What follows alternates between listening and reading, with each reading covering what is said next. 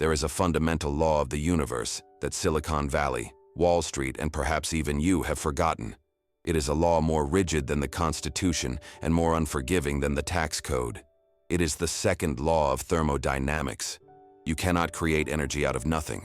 You cannot build a digital utopia on a physical foundation that is rotting, rusting, and collapsing.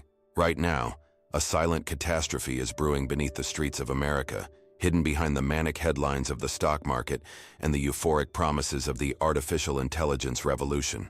While the world is obsessed with large language models, generative video, and the seemingly infinite potential of ChatGPT to rewrite the human experience, a physical wall is rising up to meet us at 100 miles per hour. We are sleepwalking into the greatest energy crisis since the 1973 oil embargo. But this time, the crisis is not coming from a foreign adversary cutting off the supply.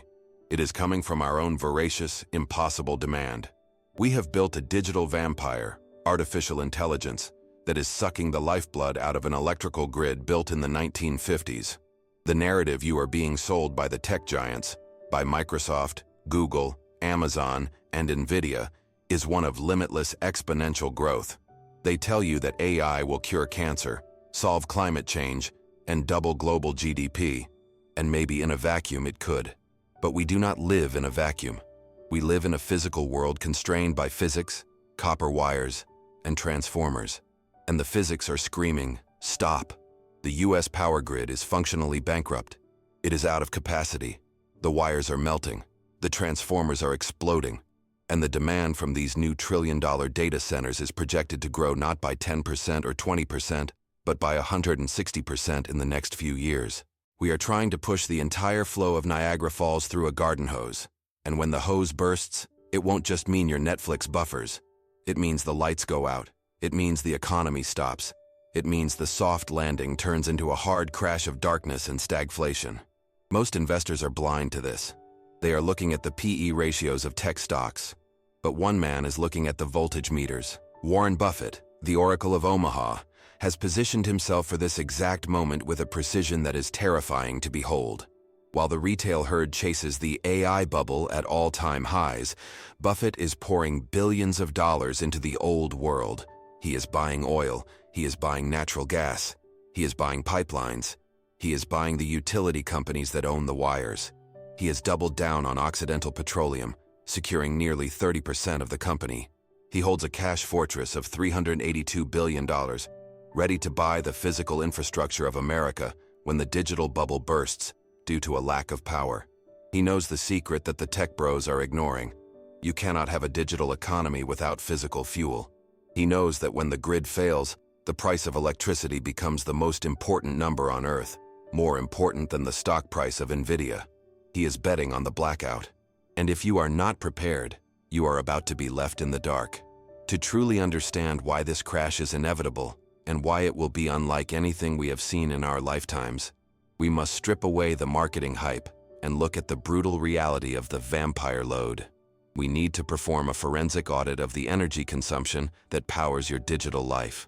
Let's start with a simple comparison to translate this abstract threat into concrete terms. Think of the internet you used for the last 15 years, the era of Google search, streaming Netflix, and scrolling Instagram, as a standard residential house.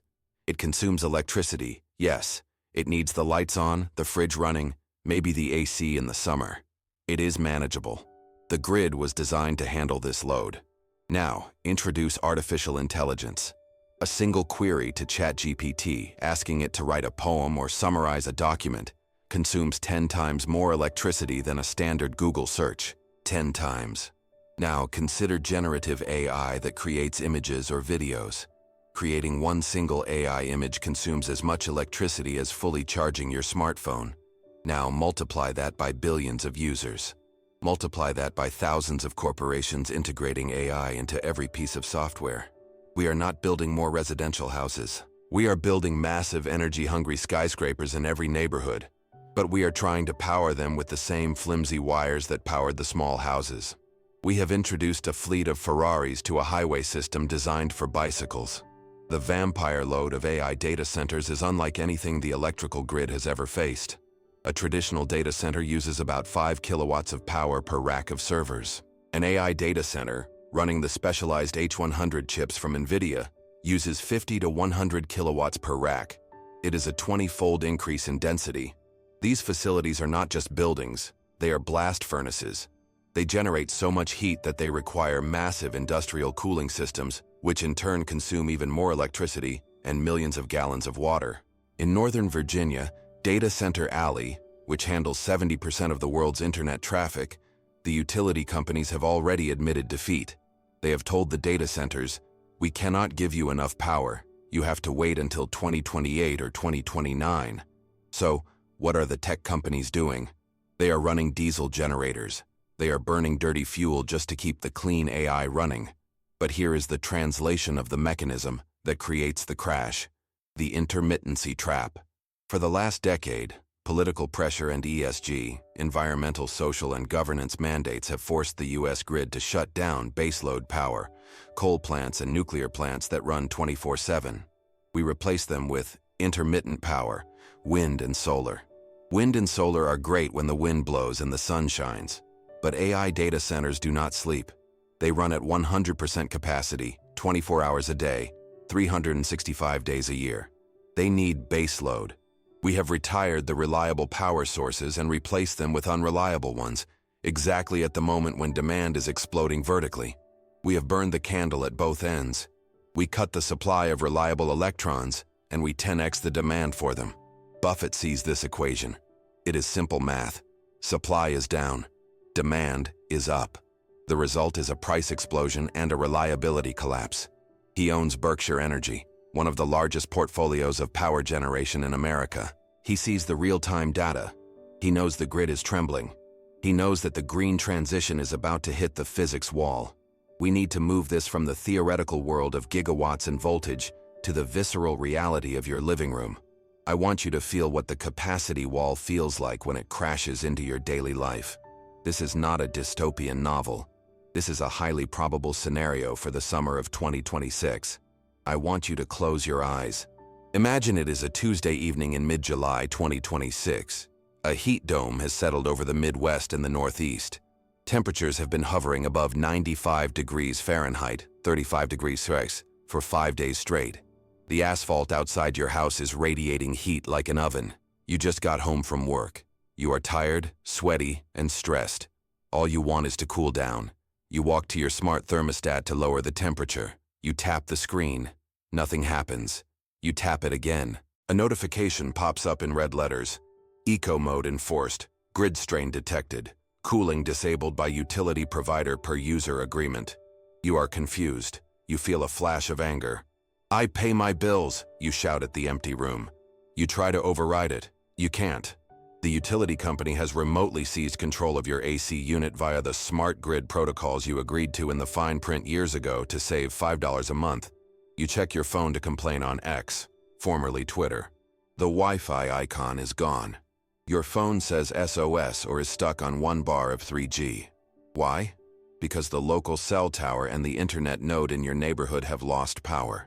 But wait, your lights are flickering, but they aren't fully out. This is a brownout. The voltage has dropped because the grid is shedding load to prevent a total collapse. Why is this happening?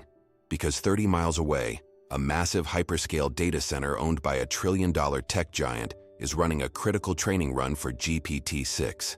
That single building is consuming as much power as 50,000 homes. And because they have a premium industrial contract, they have priority access to the grid. They are drinking your milkshake. You are the load that got shed to keep the AI running. The artificial intelligence is literally stealing the physical comfort of your biological intelligence. You walk into the kitchen. The fridge light is dim. The compressor is making a struggling, grinding noise because the voltage is too low. Your food is warming up. The milk is spoiling. The meat is thawing. You decide to go to the grocery store to buy ice and maybe grab some dinner since you can't cook. You get in your car. If you have an electric vehicle, EV, you look at the dashboard. Charging paused due to grid request. You only have 12% battery. You can't leave. If you have a gas car, you drive to the store. The automatic doors are stuck half open. Inside, it's dark. The emergency lights cast eerie long shadows. The freezers are covered with plastic tarps. The digital payment terminals, Apple Pay, credit card readers, are offline. Cash only, the clerk shouts to a line of angry, sweating people. You don't have cash, you rely on your phone. You have thousands of dollars in your bank account, but you cannot buy a bag of ice. This is the reality of the AI blackout. It is not total darkness. It is a rolling rationing of civilization. It is the moment you realize that electricity is no longer a guaranteed utility like air. It is a luxury commodity sold to the highest bidder. And in 2026, the highest bidder is the algorithm, not the family. This is the simulation Buffett is preparing for. In this scenario, he owns the power plant that stays on. He owns the gas pipeline that feeds the generator. He gets paid. You get sweaty. The Silicon Valley CEOs and the Washington politicians will tell you this is a black swan event, something unpredictable, something new. They are lying. This is a recurring nightmare in economic history. We have seen this movie before, and we know exactly how the plot unfolds. We have to look back to 2001, the California energy crisis. The context was eerily similar. We were in the middle of a tech boom, the dot-com bubble. California was the center of the universe. To modernize the grid, the government deregulated the energy market. They thought the free market would create efficiency. Instead, it created chaos. Demand from tech companies soared. Supply was artificially constrained by market manipulation. Remember Enron? And a lack of new power plants. The result was rolling blackouts. Imagine Silicon Valley, the richest, most advanced place on Earth, going dark. Traffic lights stopped working, causing massive gridlock. People were trapped in elevators in high-rise office buildings for hours. Intel and Cisco had to shut down production lines, losing millions of dollars an hour. The governor of California, Gray Davis, was eventually recalled, fired, by the voters because of the crisis. It destroyed political careers. It destroyed savings. It proved that a first-world economy is only 3 meals and 3 days of electricity away from anarchy. But the narrative echo goes back even further, to the 1973 oil crisis. In 1973, the US was addicted to cheap Middle Eastern oil. We built our entire society, suburbia, muscle cars, interstate highways, on the assumption that energy would always be cheap and abundant. Then, the Yom Kippur War happened. The spigot was turned off. Oil prices quadrupled overnight. The economy went into cardiac arrest. We had stagflation, high inflation, and high unemployment. Buffett remembers 1973. He remembers 2001. He knows that energy crises follow a specific pattern. Complacency. Everyone assumes power is infinite. Constraint. Demand quietly outstrips supply. Shock. A trigger event. Heat wave, war, or AI demand exposes the deficit. Price explosion. The price of the commodity goes vertical because demand for energy is inelastic. You will pay anything to keep the lights on and the hospital running. Today, the echo is deafening. We have built an entire digital economy on the assumption of cheap, reliable electricity, but we have destroyed the supply of that electricity. The shock phase is arriving now, but here is the plot twist. Here is the hidden mechanism that makes the 2026 crisis truly terrifying and fundamentally unsolvable in the short term. You might be thinking, okay, so we just build more power plants. We just build more wires. Capitalism will solve it. This is where you hit the supply chain wall. The crisis isn't just about electrons, it is about transformers. I'm not talking about the robot movies. I am talking about the physical, heavy, oil-filled metal boxes that sit on top of telephone poles and inside substations. They perform the critical function of stepping down voltage from 100,000 volts, transmission, to 120 volts, your wall socket. Without them, the high voltage would blow up every appliance in your house and burn your neighborhood down. Here is the twist.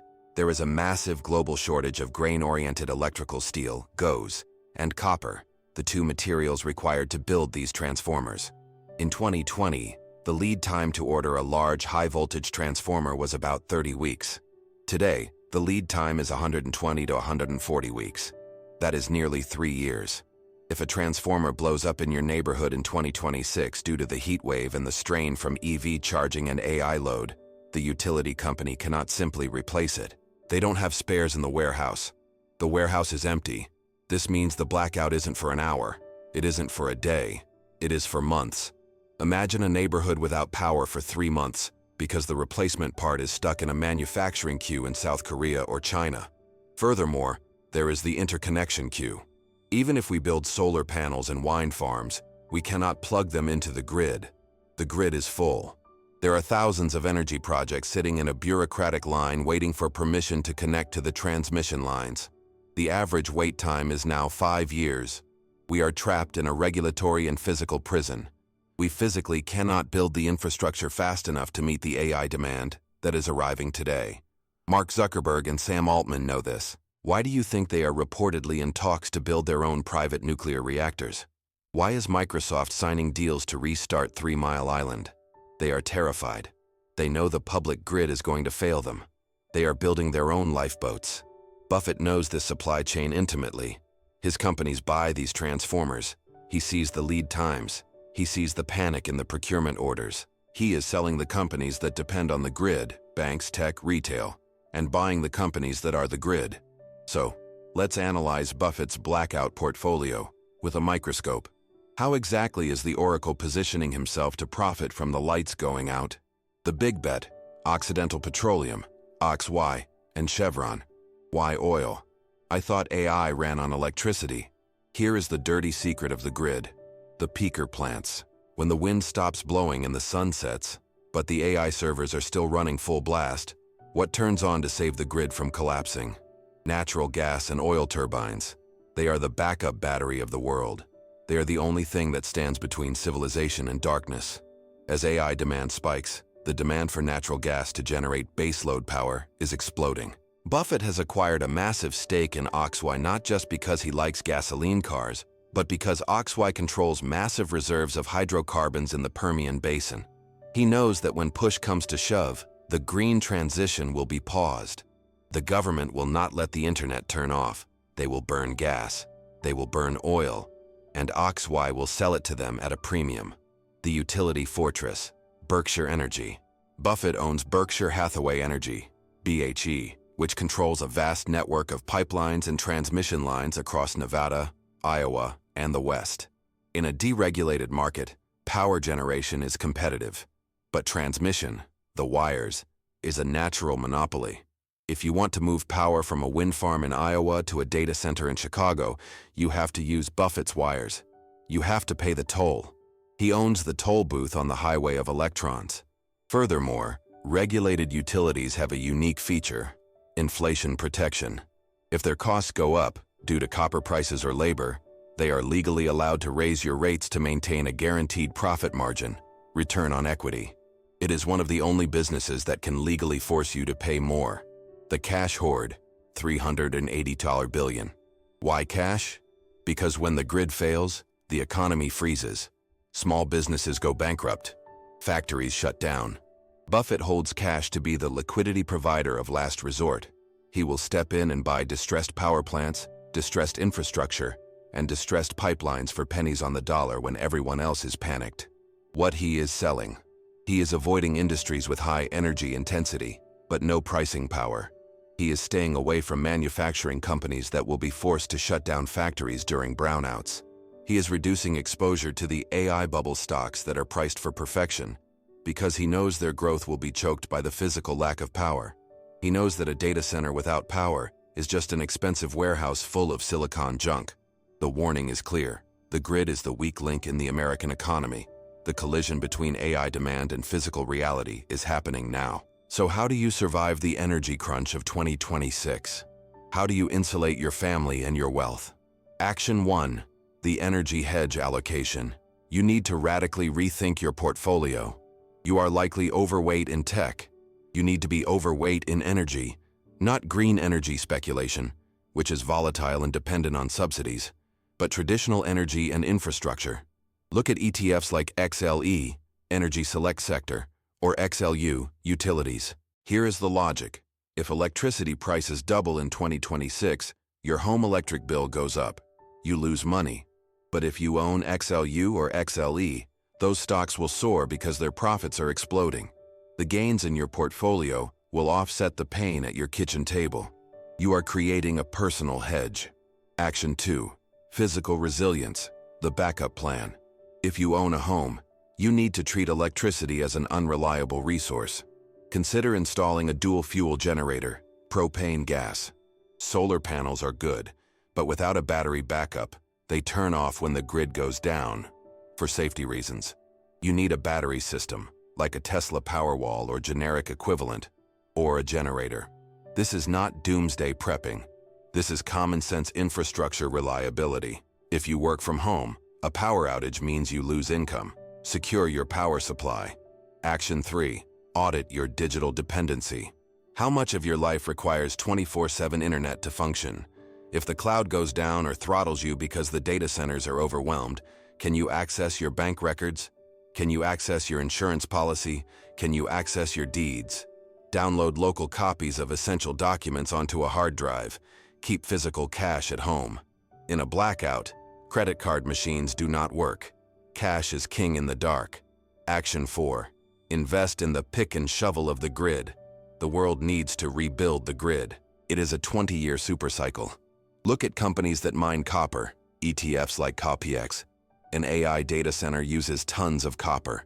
An EV uses 3x more copper than a gas car. The world is running out of copper. Prices must rise. Look at companies that make the electrical components, the switches, the fuses, the transformers.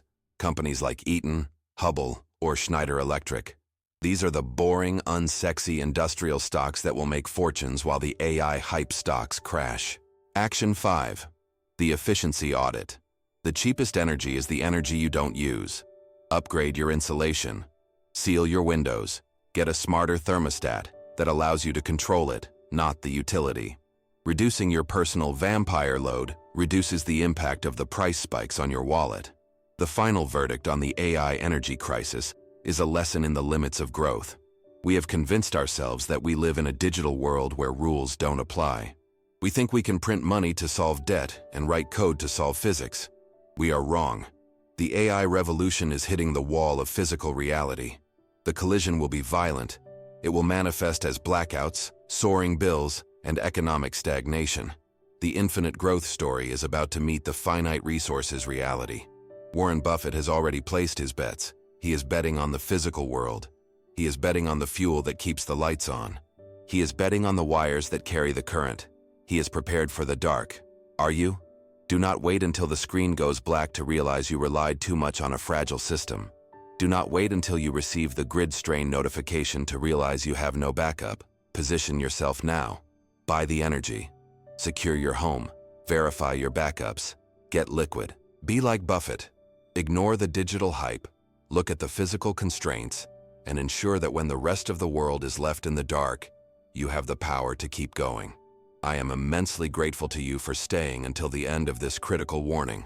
This deep dive was designed to show you the gears behind the machine, the risks that the brochure leaves out.